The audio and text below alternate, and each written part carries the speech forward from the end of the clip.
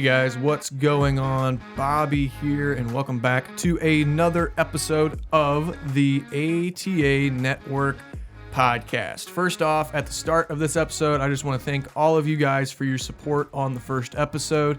I was blown away by the positive feedback that all of you guys gave us for that first episode, and that's why we're bringing it back so quickly. We're going to try staying at this upload schedule, trying to get it out there to you guys every Sunday up until the season's up. I don't know, we're going to try doing about 10, 20 episodes, somewhere in that window. Just try to keep the ball rolling here on the ATA Network podcast. Also, at the start of this episode, I just want to thank the What's That Like podcast and John Knowles for allowing me to utilize this amazing Studio 312 space. This first episode was actually recorded in my room. I just kind of did it solo. But when we have multiple guests that we can get in person, the What's That Like podcast studio is just the best place for me to be able to do that. So I just want to thank John for allowing me to use this space. And if you haven't listened to the What's That Like podcast, I give it a hard recommend. If you're not necessarily interested in what his show is all about, there's a couple episodes with me in it that I think that you guys would be interested in about my rental cart career and then moving up into Ignite. He kind of catches up with me on an annual basis to kind of talk about what my plans are for the future and what all is taking place. Another thing that I want to talk about is that the forum that I talked about, the Google form for co-hosts and guests, I'm going to retire that. So if you are, we've already filled all the co-host space. So if you're interested in being a guest, if you're interested in somebody else being a guest, you got any recommendations, you can shoot us a message on Facebook, Instagram, Twitter. All of that is ATA Network. Another thing that I want to talk about is the link dump. So if we talk about something on the podcast that we need to send a link out, if we're talking about videos or some kind of post on the internet or a website, we'll put that in the link dump, and you can find that at bobbykrug.com/podcast. That's where we'll put all the links, so that way we're not cluttering up the description on the different applications where you're listening to this podcast. And I'll talk about that real quick. You can find this, originally when we launched it, it was only on YouTube. And since then, I've been able to partner up with a couple different platforms. So we've got it up on youtube.com/ATA Network. You can find us on Apple Podcast, Google Play Podcast, Spotify, Stitcher, Libsyn. And if we are missing your favorite podcast platform, just let us know and we will try to get that up on there. Another thing, talking about those wonderful platforms, while it is cool to get the ATA podcast out there to all of you guys, it does cost us a little bit of a fee, a monthly fee. I think it's like $15-20. And that is why on the Spreadshirt store, shop.spreadshirt.com/ATA Network. If you haven't already checked it out, we've got some cool just ATA Network logo merch. If you're interested in supporting the racing career, there's some Bobby Krug 51 shirts, kind of reminiscent of the fundraiser that I did a couple of years ago. We've got hats, we've got mugs, we've got mouse pads. The list goes on and on. If you want to go out and check that out, any purchase that you make on that is going to directly support ATA Network and help keep the show going. And we've also introduced some ATA Network podcast merch. So if you want to represent the show that you've come to love so quick, go ahead and check out the Spreadshirt store at shop.spreadshirt.com/ATA Network. And then the final thing that I just wanted to come on here and kind of give you guys an update of what I've been working on with the YouTube channel. First off, we're really close to 1,000 subscribers, and we've been that way for a couple months. So, we're not making any quick progress there on the channel, but because of the podcast, I believe, and just some of the Miami footage that I've been doing, that the channel's been growing a little bit quickly the past couple days. So if you haven't checked out the channel and you're not subscribed to youtube.com/ATA Network, I would highly recommend it. I don't know how you'd be on this podcast if you didn't know what ATA Network is, but go ahead and check that out and subscribe if you haven't already. And stay tuned, because we've got some more Miami footage coming. I've been working tirelessly on the Miami vlog. There's just a lot of footage to go through and trying to polish up that content. And then there was a lot of requests after I posted the Saturday on board with the commentary that people wanted to see my Sunday race. And while it's not really more entertaining than Saturday, I will provide on that. There's probably some good moments in there, and I can talk more about Miami on that video. So I'll go ahead and work on both of those projects. That's probably the next two videos that you'll see up on the channel that aren't podcast related. So that brings us to the show today. Today I am joined by Danny Odell. How's it going? It's going good. How are you? I'm good. So Danny Oh, Danny, what can I say? So Danny is actually going to be one of the co-hosts here on the ATA Network podcast. You'll meet the other co-host, Jacob Wiseman, in an upcoming episode. But me and Danny, we go back to, well, we met at the Cartplex because you work at the Gateway Cartplex. You've been working there longer than I have. And I guess, the first time we actually met was when I was trying to knock the cobwebs off in 2017. And I bought 2 all-day passes that weekend. And you were still brand new. You really didn't know who I was. So I come in and I dump a couple $100 on all-day passes, probably looking like a fool.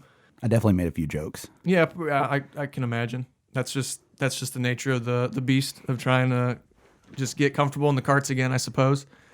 But more recently, me and you have been just working on go-karts in the garage there at the Gateway Cartplex, getting them ready for the upcoming season. And we've been doing a lot of talking. There really hasn't been a dull moment. We always keep the conversation rolling.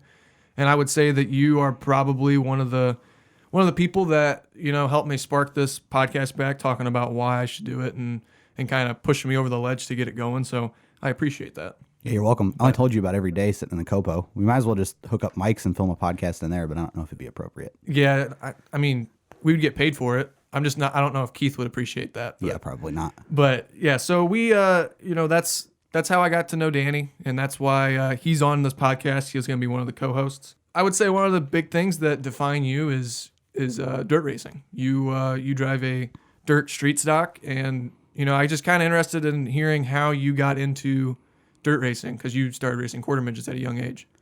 Yeah, so I guess it all started with my cousin. He was running. He ended up running non-wing USAC sprint cars, micros before that, and quarter midgets. Kind of followed in his path. My dad bought me a quarter midget.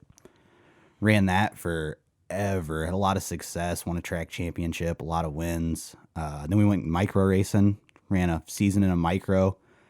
Technically won every race we entered, but the first race, the winner got DQ'd for weight, and then the second and third race, nobody showed up. So that was a long career in micro racing. I guess I'm kind of illiterate when it comes to dirt racing, and I'm sure there's other people out there as well. So I understand what a dirt street stock is. That's about as broad as my language is. I got a chance to test a quarter midget at a young age, but that was very short-lived as well. What kind of setup is a quarter midget? So the best way to describe a quarter midget to people who are going to be listening to this podcast is it's basically a cart with suspension and a roll cage. They're Honda GX 120 and 160 motors, which are the rental carts are Honda GX 270s. They're very similar to the rental carts, and it's kind of how I ended up being the guy who does all the mechanic work on the rental carts. I knew about the motors already. The Micro Sprint is a 600cc wing sprint car, basically. We ran the restricted class, so it was a little bit toned down. I was a younger kid at the time, but the quarter midgets are basically go-karts with suspension and roll cage. And then, so how long did it take? What was the next step after that then, between those two vehicles? After the micro? Yeah. After the micro, we went street stock racing. Okay. And how long have you been doing that?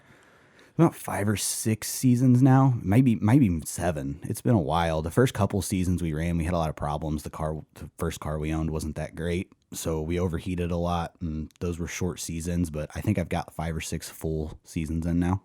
And you're just going to keep doing that. That's really, is that what you would say is like the limit, like as far as you plan on going into racing? Is that how you see that? Like you just plan on doing street stock racing? Do you have any will or want to try to do anything different, or is that just kind of out of the reach right now? I could race street stocks forever and be happy with it if that's what happened, but we're looking at moving up probably a B mod here in the next couple years. I'd like to run a full modified, and I'd like to run late models. I think the ultimate goal would be to run a dirt late model. I think those are the coolest cars you can get. So what would it take for you to be able to do that?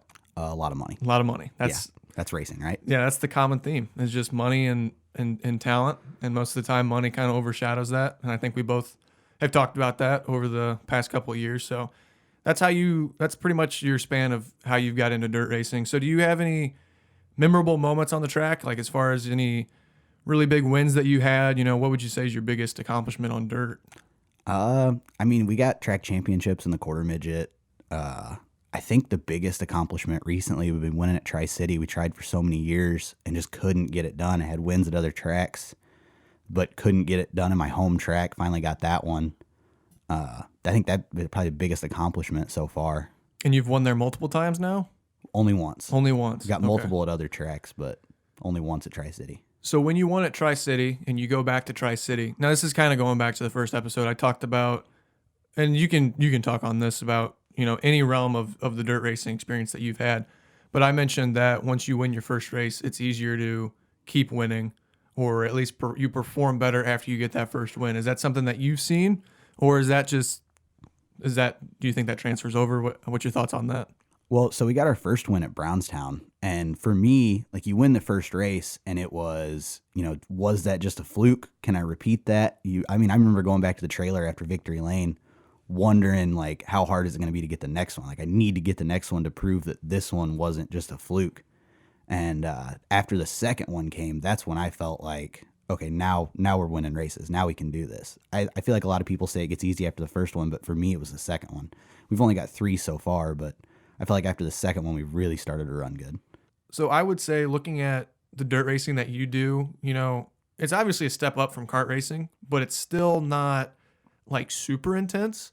But how do you manage, like, what's going through your mind before a race? Do you find yourself like just being chill, like, I've done this for so long already. I just kind of got to get behind the wheel and drive. Or do you go through situations in your mind like, oh, I'm starting in third, I got to do this, this, and this? Do you think about it like that? What goes through your mind before you get strapped into your car? So ever since I was a kid, and you saw it, you were there one race last year, I'm just so laid back before a race. I'll sit in the lawn chair with my feet up on the trailer, get in the car. I've taken naps in staging before. I got the Hans device, and I just kind of lean forward, and it catches me.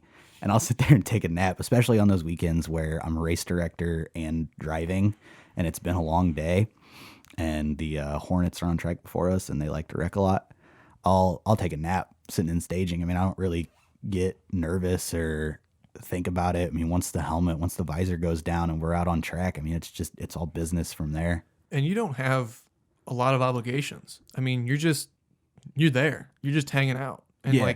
You'll have family and friends come over, and you might be talking to them, but for the most part, you're pretty much calm, collected by yourself. And where you see a lot of kart racing people, we're going through, and in between sessions, we'll go as far as changing an axle out. If we think we need to go from a medium to a hard axle, or changing gears and stuff like that, and this might not be typical, but when I was there watching what was going on, it was pretty much just pull it off the track, and you just got to wait for the next time you go out.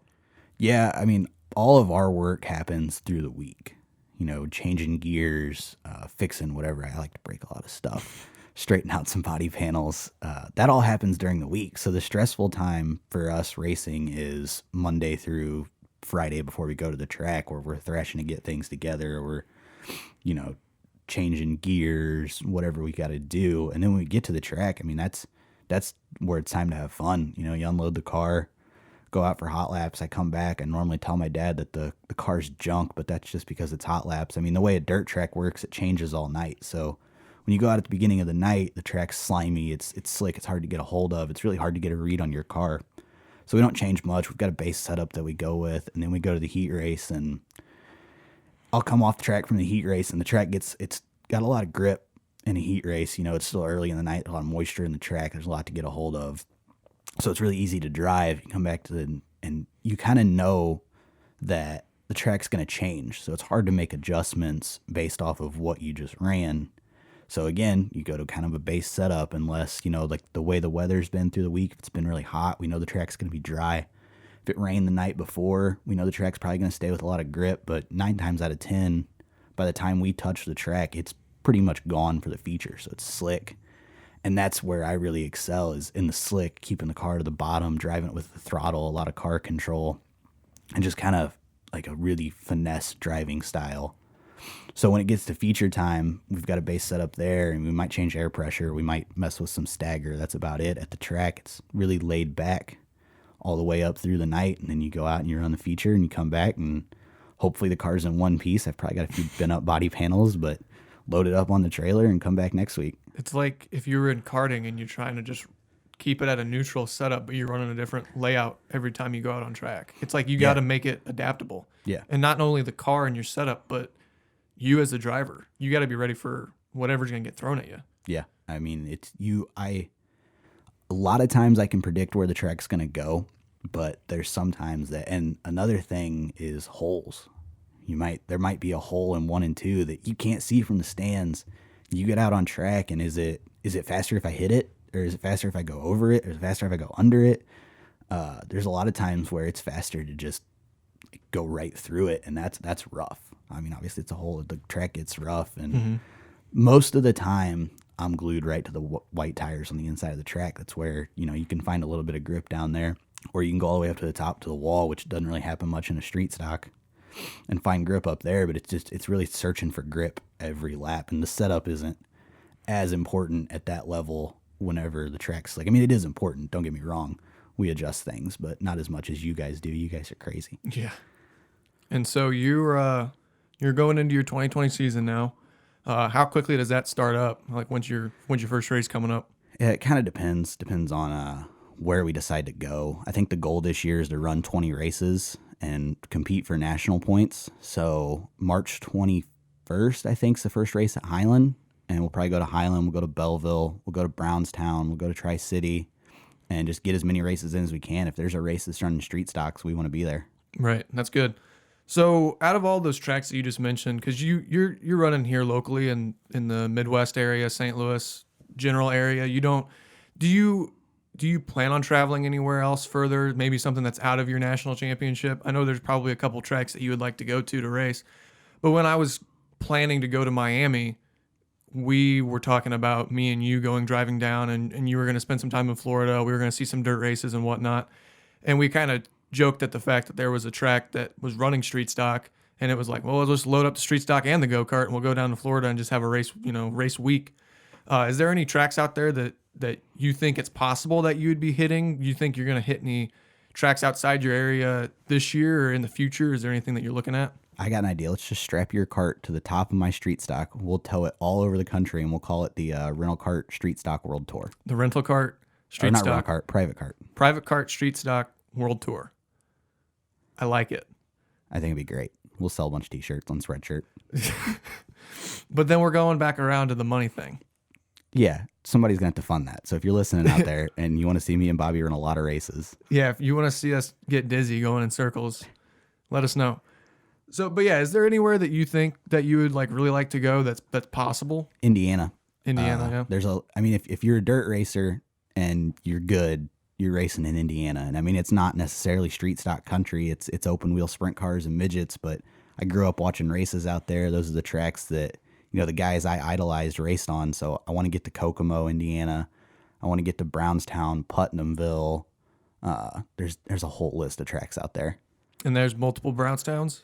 Yeah, there's Brownstown, Indiana, and Brownstown, Illinois. I was just thinking in my mind, I've been to Brownstown, Illinois on behalf of the football team. I think when we were in the playoffs, we went to Brownstown.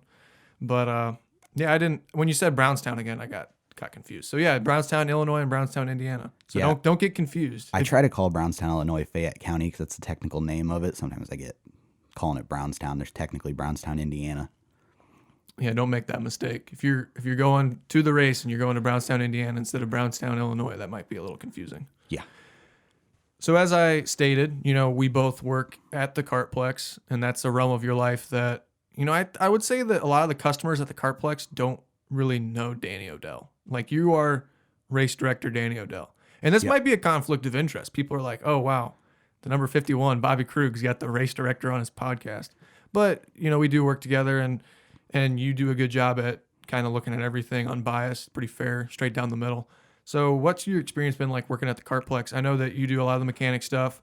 Most people will see you on the stand down the backstretch, running the box for rental kart races, and then doing race director for private kart days.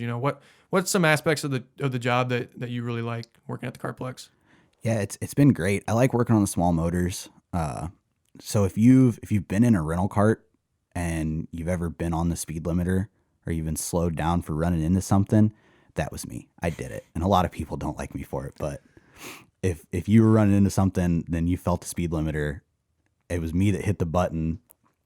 But I also work on the karts. I'm race director for the Ignite series. So again, something happens and somebody makes a call. It's me and everybody points at me. And the thing I get a lot from that is that people think that I don't know anything about racing, that Keith just put somebody up there, but I've been racing my whole life. I don't think there's a person out there that consumes more racing than me. No, and I can attest to that. I mean, so you also do it for Super Comp. So you do Saturday and Sunday private kart races. And so on Sundays, I'm usually up kind of near you with the mic. So I'm commentating while you're doing all these, race directing decisions, and you're paying attention the entire time. I mean, there's not one time that you'll see some employees, and I'm not necessarily saying at the Kartplex, but just anywhere you go that's kart racing, people might be on their phones or kicking rocks around, not paying attention, but you're always on top of it. And yeah, I can also attest, like you consume stock car racing, dirt racing, the ins and outs of what's going on. And I mean, you've been at the Kartplex since 2017 was your first full season, so you know what's going on. Yeah, it's every day. I'll stay up till 4 a.m. watching dirt racing in New Zealand if that's what's on. I mean, it's anything. I'll watch stock cars, I'll watch road racing, I'll watch karts. It doesn't matter. And I've got, being around the Kartplex for a couple of years, I feel like I've got a good understanding of how everything works here now, the way people race and the way that these calls should be made. What would be probably the most difficult part of being a race director? So for me, the hardest thing is I like all you guys. Like, I hate to make calls on people that are gonna hurt your race day. I mean, I know you guys work so hard. Parents are putting a lot of money into it. Guys like you are putting a lot of money into it. I mean, you hate to do it. You hate to have to do it, but it's something that needs to be done. And normally when something happens, I key up the mic. I ask the guy in the corner that it was on what he saw. Keith what he saw. There's a discussion. It's a long process. It's not like something that's just, at the pull of a trigger, we're making calls. It's a lot of thought goes into it and time. And normally I like to hope they're all right. Right. And sometimes it's really hard to make that decision, because what you see on TV with stock car racing or stuff like that, a lot of people, they're spotters, right? So you have a lot of issues where it's like, all right, side-by-side contact, somebody spins out, what's the ruling? Another duty that you have working at the Kartplex is working not only race director, but working the speed control box for iDrive. And like, that can be really tough sometimes because, you slow down karts and sometimes it can be inconsistent. Like some karts might be faster than others on a certain speed or whatever you have it. What's that like? It's basically, it's an automatic caution is what that box does. And it's hard because with you guys, like in oval racing, somebody wrecks to the caution. In karting and road racing, you've got a deal where you might not go full course caution when this guy wrecks. You might wait and see what's going to happen. Is he hung up on a curb? Are the leaders coming back around? There's a lot of stuff to ask yourself. So it gets, that goes for race director too, not just the boxes. It's tough to know when to call for full course cautions and when to just be a local caution, and when, a red flag's pretty obvious. Somebody gets over on their head, you're throwing a red flag. But the boxes, it's weird because, and another thing is you can slow people down, but their weight can affect that. Like if you're a lighter guy on speed 2, you can get a little bit more speed than another guy. So it's, you slow everybody down and then you're watching to make sure nobody's passing each other, but you're also waiting for that guy to get clear. And then as soon as that's clear, now everybody's slowed down, but that guy can't get moving again because his cart slowed down. So you got to get him typed in, him up to speed, and then everybody else up to speed. So it's a lot going on at once. So you, on that controller, you've got like speeds 1 through 4. 4 is the fastest one that you can be on. Typically when a caution's thrown, I guess it's speed 2, because that's what, if there's something on a track, like just on a normal session, and you've got somebody spun out in the corner and you're working the corner, you usually get on the radio and you just say speed 2. And then that's code for you to be able to just, without even thinking about it, without even seeing that there's something out on track, you just instinctively hit the button and slow everybody down. If you've got somebody that's being like really aggressive out on track and tearing stuff down, like you said, you can slow them down. You can slow them down to 3 or 2, or if they're being really bad, you just stop their cart. You could stop all the carts on track if you really wanted to. So yeah, if like when we did the iDrive championship in 2017, in the second heat race, we had the big crash down in North Pole and it took out a bunch of guys and we went on speed 2. So I was running third at the time with Adam Ward and another guy in front of me.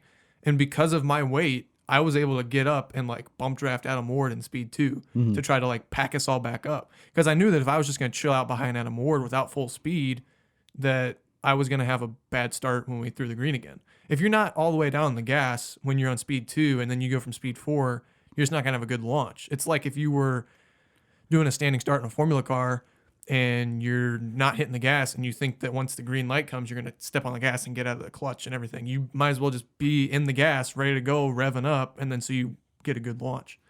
So that's very tough. It's very tough to be able to work that box because you and there's no control over that. You can't control the weight advantage and how some people have faster carts under certain speeds. So it's just best if you avoid being on the box in general. Yeah, the all costs, I try to stay off of speed 1 or speed 2 unless something really goes wrong. I don't ever hit speed 3 during iDrive because that's more of a, you get somebody on a rental cart that's running into things and you need to slow them down. That doesn't happen with those guys. They all know what they're doing pretty good. So a good night at iDrive is I don't even touch the box. I just leave it alone and let everything happen. But while we're on the subject of the box, I think it was NASCAR the first year I worked there, the second, there were the late models. They got that crash in turn 1 and the car got upside down. And I'm kind of like, I'm in the stand so I can see the track and I watch the late model because it's the first lap. So I was looking up and there's a rental race on track and the car gets upside down. As soon as the car got upside down, like I'm holding the box, my reaction is speed 2. So I speed 2 the whole field. I'm like, oh man, somebody's upside down. And everybody's, who's upside? They thought it was the cart. I'm watching the race. I got the field on speed 2. People were looking around like, what's going on? Nothing's going on. Like, oh, sorry. And back to speed 4 as I'm watching this car slide upside down through 1 and 2 of the big oval. Right. Because you being up in that box, you can see a lot of the track, the oval track. It's a great view. Yeah, because if IndyCar or NASCAR or whatever's going on at the big track, you've got the best view in the house. Not necessarily the best view, but the best view at the Cartplex. Definitely the best view at turn 1 and 2. Right. Because you can see them going through. Yeah, I don't think I wasn't working at Cartplex when that happened. But I can attest that if someone gets on the radio and it's like, oh, we've got a bad situation, everyone's like scrambling to get to wherever the situation's going. Even people like, there was one time I was inside the speed center and something happened and I'm like sprinting outside, like full first responder style, like sliding over the hoods of cars and like parkouring my way to get there. So I can't imagine like being like, oh wow, he's upside down. And then like hitting speed 2 and then like everyone's like, what? But yeah. Yeah, that was interesting. So you spend a lot of time during the weekends at the Cartplex, especially on race weekends. You got that hard task of race directing. And then some of these times you're also going out on a Friday night or even that night of a race and you're going out and you're doing dirt racing. What's that challenge like, going from multiple duties of being a race director and then going to put the helmet on yourself and going out to race? Yeah, so there's a couple weekends last year where I would run Belleville on a Friday night or Tri-City on a Friday night, one of the two. Wake up, be at the racetrack at 6 in the morning, 7 in the morning to race director for Ignite. Leave as soon as it's over at 2 o'clock. Go to Saturday would be Highland. Go to Highland, race Highland. And then, each one of those races is getting over 1, 2 in the morning. Turn around, be back up for Sunday Super Comp and race director Sunday Super Comp. So it's nonstop racing from Friday night to Sunday in the middle of the afternoon. It's all I'm doing, whether it's driving or race directing or watching, whatever it is. So as somebody that does direct races, as a race director, as the title implies, do you have any sympathy or any different outlook when a call is made negatively on you? Oh, it's opened my eyes way to what officials do. Just working at the Cartplex. I know it's way different than what I'm racing, but to see it from that side of the fence is crazy. Because any time a bad call was made on me, I'd be the guy that was angry, yelling. I may have pulled over. I think in a quarter midget, I almost ran over a flagman once. Not on purpose. I was just really close to him. Had my hand out the window, like what's going on here. But now, looking back, I wouldn't have done that, knowing what I know now. That's a tough job. It's hard to do. Right. So now you've had calls made on you, and you're like, yeah, you're probably right. Yeah, I probably deserve that. I got put to the tail for spinning a guy out at Highland last year, and I was like, yeah, I deserve that. That's fine. Yeah, I just went to the back. It was necessary. Do you ever see yourself running a go-kart? Oh, that's tough. Because I'm sorry, Keith. It's probably not going to happen, right? Because you've got that duty of being a race director. Right. But granted, there's an opportunity for you to get behind the wheel of a go-kart. I'd like to. I couldn't justify spending the money on a kart when I've got a full-size race car right to run. But if the opportunity was there, I'd love to race one. I mean, somebody should put me in their cart for the oval race. Yeah, I mean, seriously, you're the guy. I'd or like at to least do have it. you as a crew chief because you know how to set up a car Right. to just rip around left-hand turns. I ran some pavement back in the quarter midget days. I was never very good on pavement, but we'll figure it out and make it work. Is there something that you see in kart racing that you wish, like, dang, that aspect of kart racing, I wish we had that in dirt racing? The way you guys all get along. I was going to say, that's pretty solid. Yeah. I mean, I won't lie. There's a lot of guys in the street stock field that don't like me. Whereas it's a family aspect around the kartplex. I mean, everybody gets along. Everybody knows. Everybody's willing to help out. We don't have that. I mean, even back in quarter midgets, you had kind of cliques of people here and there that got along, but there was a lot of arguments, a lot of the parents fighting, and you don't get that at the kartplex. It's a totally different feel from any other little league version of racing, which, I mean, it's not little league. I guess I shouldn't call it that, because there are adults that you guys take it really seriously, and it puts on some of the best racing. I mean, I watch racing all year long, and some of the best races that I watch are at the kartplex. I mean, I think back to, it was Brandon Moore and somebody else. Was it Blaine Finnegan? Was it those two, or was it? Yeah, it was a couple years ago. It was the night race backwards, and it was like for the championship. And it was like a side-by-side photo finish. That was one of the best races that I've seen, and it was a go-kart race at the kartplex. Right. Well, I said Blaine Finnegan, and it made me think of the other moment, the picture that, well, Mark Schwagen got a really good photo of the finish that you're talking about. Yeah. Like, it was like neck and neck. Everyone's reacting on the barriers. Like, it's amazing. Yeah. And you hear people say that karting's like the purest form of motorsport because, I mean, literally, like, I don't want to say anybody can do it, but you're going to get more people in karting than you will in, like, Formula 4, right? Because it's cheaper. So I was thinking of a photo that John Bishi got of Finnegan. Like, they're, like, 4 wide going through the backwards turn 1, and, like, Finnegan's, like, up in the air. It was used for, like, the Kartplex cover photo for a while. I mean, there's a lot of crazy stuff that happens. Another thing that me and you have in common is we do spend a lot of time on sim racing, some iRacing stuff. What you like to do a lot of, I wouldn't say random things on iRacing, but things that aren't traditional. And we'll get there. We'll save that for the next part. But how would you say that dirt racing, when you run a dirt street stock in iRacing, how does that compare to the real life racing that you do? So the only thing I can speak for is the street stock. It's the only thing I've raced in real life, and it's pretty spot on. I mean, you drive the thing with a brake, haul it off into the corner, a lot of brake, and then drive it off the corner. And I mean, that's how you're fast in iRacing on there too. They like the bottom, which is, a street stock thing. They don't really have the power to get around the top. If the track's just right, they can get up there. But for the most part, it's glued to the bottom. So I'd say they're pretty realistic compared to the real life deal. So moving on to your creations. Recently, the pro trucks at like the dirt ovals, Eldora being, I'd say, the famous one that you've come up with. I'm not going to take any credit for it. Yeah. What makes that so fun? So if you're on iRacing and you've got the pro trucks and you've got Eldora and you're not racing the pro truck at Eldora with the track at like 80%, you're playing iRacing all wrong. It's the greatest thing you can do on there. So you set the track to 80%. The pro trucks are like invincible. The off-road Pro 4s, just knock the wall down. Just rip the lip, put it up against the wall, wide open, and you get your friends on there, and they can also get behind you. So everybody's running the wall, and the only way to pass is just throw huge sliders. And it's so much fun because you can't destroy the things. Well, I mean, me and you did that one that you hosted the one time. We had like 5 other random people online. It was a lot of fun. Yeah. Because, I mean, everyone takes iRacing so seriously. Everyone's like, it's a sim. Like, you gotta treat it as such. Like, you can't mess around and do that kind of stuff.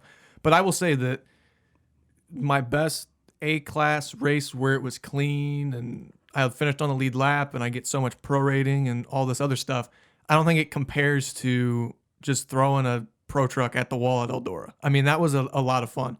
So we need to get people together to run this setup. Yeah, I'll host it. I don't mind paying for it. So yeah, just stay tuned. We will get something together where we get, because there's got to be people listening that do iRacing, right? Yeah, just send me a message on Facebook. We'll set it up. Right. I like to play iRacing every Sunday night.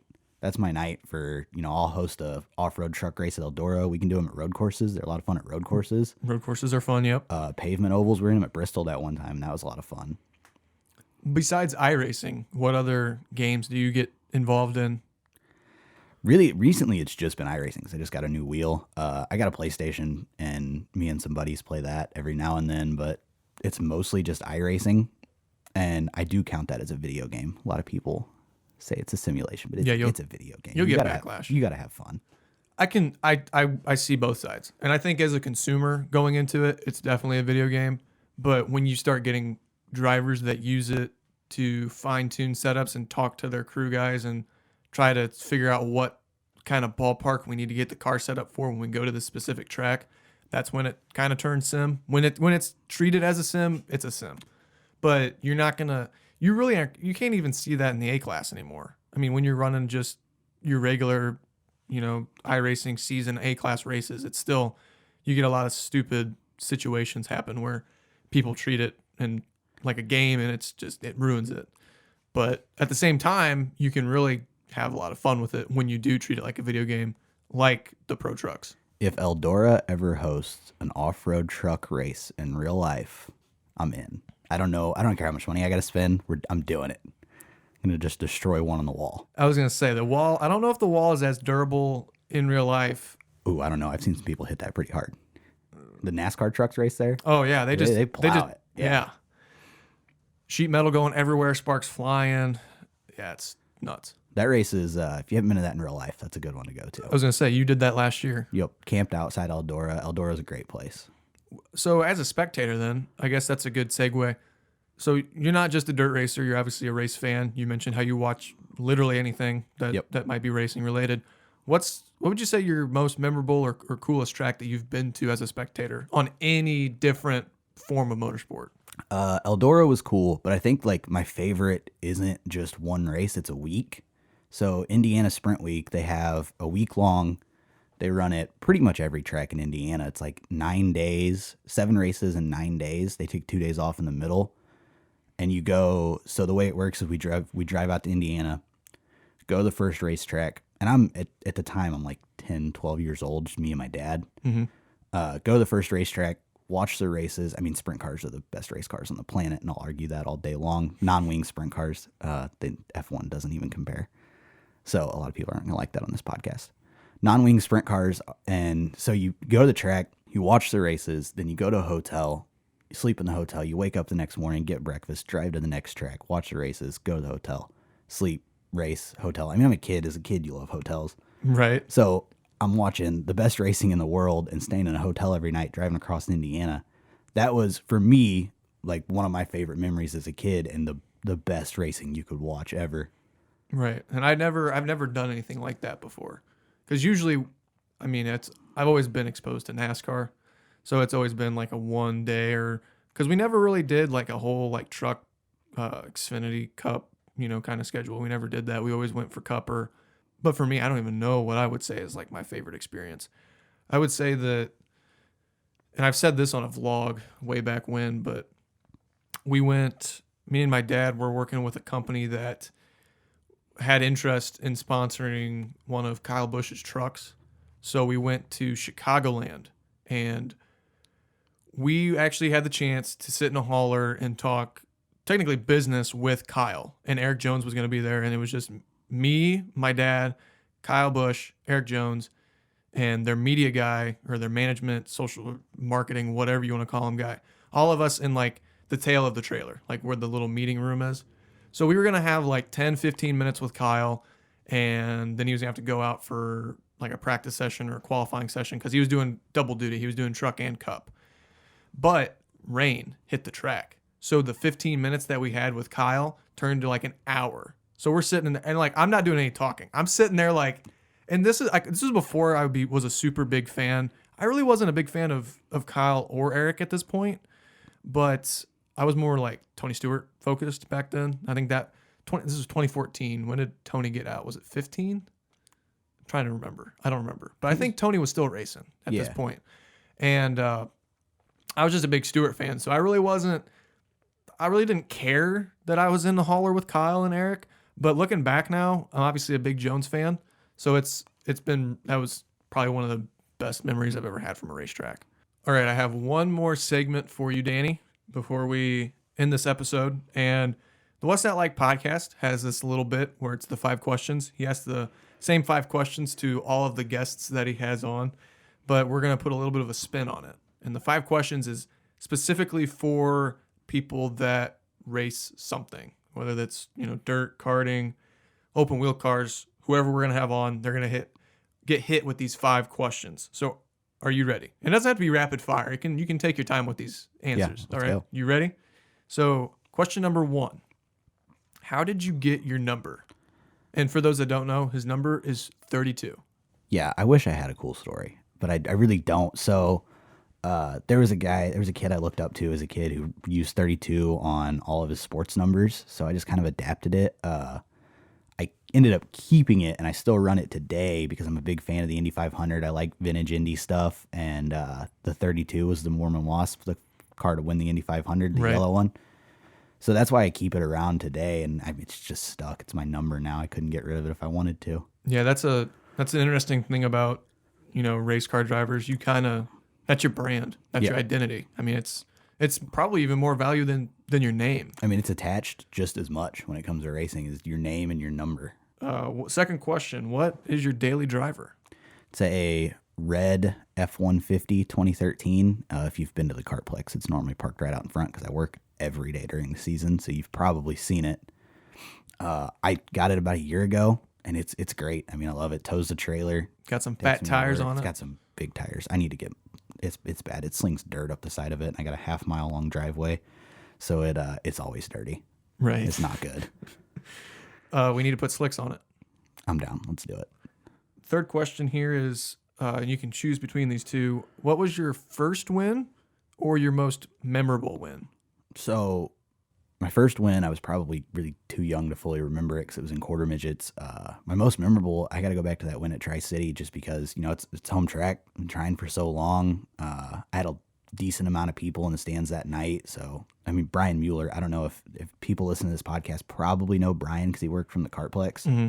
So I'm coming out of turn 4 to the checkered flag, and I see out of the corner of my eye somebody running toward the fence with both fists pumping in the air. I'm like, who could that be? I cross the finish line. I get back to the pits. We're all celebrating. Brian Mueller comes up, and he grabs me by the shoulders and shakes me and congratulates me. If you know Brian, he's a little bit crazy. He's a great guy. Crazy Brian. So I go back and look at the GoPro later, and I realize that the guy running up to the fence, both fists in the air, is Brian Mueller. I mean, he ran like 5 rows down from the grandstands. I'm surprised he didn't fall all the way to the fence on the white flag lap as I'm coming to the checkered flag.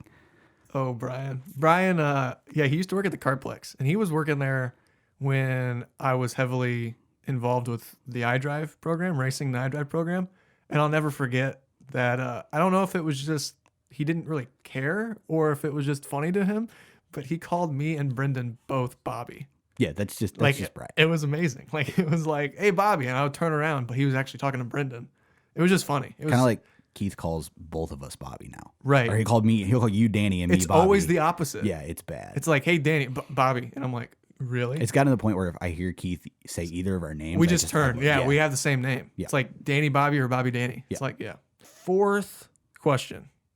What is a song or an artist on your race day playlist? So I've got a pretty big race day playlist, but the only one that stands out is I've got a lot of Leonard Skinner on there, which is not something I would listen to on a normal day-to-day. But growing up, my dad always played it, and we had a Suburban we would go to the quarter midget races with, and he played it in there. He had like a cassette tape. It was pretty old.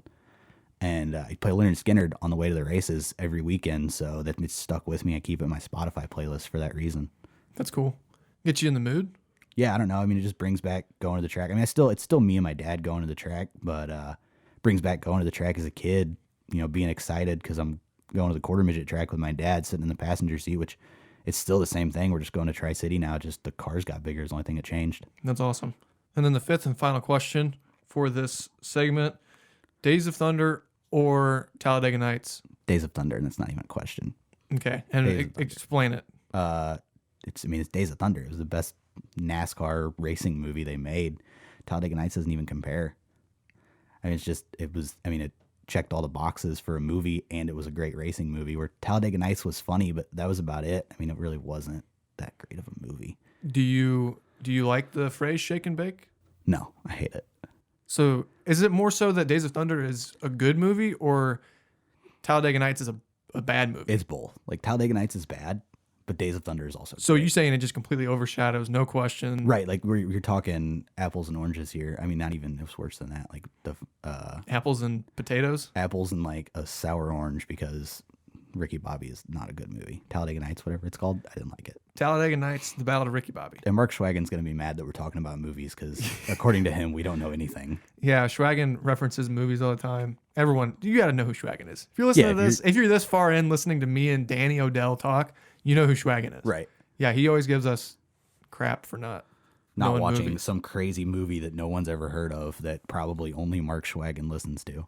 Right. Watches. Listens and watches. Both. Audio and video. Yeah. Well, that's all the time that we have for this episode. Danny, do you have anything else that you want to add that we've missed? I don't think so. Thanks for having me on. I'm looking forward to the next couple episodes. Thanks for wanting to be a co-host. Yeah. Kind of helps me out. Do you have any social media channels that you want to plug if people are interested in following your dirt racing career? I would add me on Facebook. I mean, I post a lot of my GoPros there throughout the season. Stuff that helps out sponsors. It's got their logo on it and stuff. So if you add me on Facebook and share that stuff when it comes out, you know, the sponsors like to see that when it gets viewed a lot. So. And also, you want to go ahead and plug your sponsors too? I mean, we've got the airwaves here. Might as well put them to use. Ace Tech Computer Services, computer shop in Bethalto, Illinois. If you need, you know, cell phone repair, you get your screen cracked, you can get a new screen on your iPhone, your Android, laptops, computers, whatever. Get a hold of those guys. Tell them you saw it on a race car. Tell them you saw it on the 32. Village Drive-In in Bunker Hill. Delicious, by the way. I actually haven't ate it yet, but I need to get over there. A little story about, well, for all of us slang users, it's VDI, right? VDI. So if you, because I grew up in Bunker Hill. So, and I said we're done with this episode, but I'll go into a little story. I went there like every day after school. I don't know if it was like over one grade or a couple grades, but I always got a vanilla cone, just plain. And the lady working at VDI would always have it ready for me. Like I would walk up to the window and she'd go make it. I would give her the money. My mom would pay for it because obviously I was a kid, and my mom would give me exact change. So I just go up there, give her the money, walk off with my cone. And it was a good day in my life. But yeah, I've been there. It's been a while since I've been there, but really good sandwiches, really good ice cream. Definitely recommend them. And they're not a sponsor of me, so I hope hopefully I get a check for saying that. So if you're ever in the Bunker Hill area, go eat at VDI and tell them Danny Odell and Bobby Krug sent you. Right. And then I think that's about it for my sponsors. I mean, I got you on the side of the car this year. Just I put you in a spot that's probably going to get tore up, so sorry about that. But dude, at the end of the season though, if it's all tore up, like if you can still tell that it said ATA Network, yeah. I mean, can I have it? You said if, like, there's a chance it's not going to get tore up. Like it's 100%. No, I'm saying like if you can still understand that it says ATA Network. Yeah. Unless it's like completely like just like it looked like a can that was smashed up. I mean, even if it looks like a can, we'll take a sledgehammer to it. We're pretty good with that. We'll flatten it back out. Right. We'll cut the ATA Network off, so it's like the piece of metal with the stripe. And I'll hang that up in my room. That'd be cool. Sweet. So yeah, just to wrap up this show, once again, I'll remind everybody that you can find the link dump at bobbykrug.com/podcast. That's where you'll find all the links about things that we can discuss or that we discussed on this episode. If you haven't already followed me on social media, facebook.com/ATA Network, Instagram, Twitter, all that is username ATA Network, and check out our store at Spreadshirt. Shop.spreadshirt.com/ATA Network. And once again, if you've got any guests or any ideas for guests that you'd like to hear on this ATA Network podcast, shoot them through those social media links. So yeah, once again, I've been Bobby, joined with Danny Odell, and we will see you guys in the next episode of the ATA Network podcast.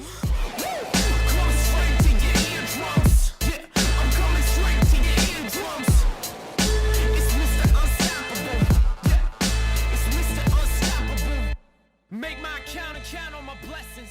Trashing rappers like snackers after concessions.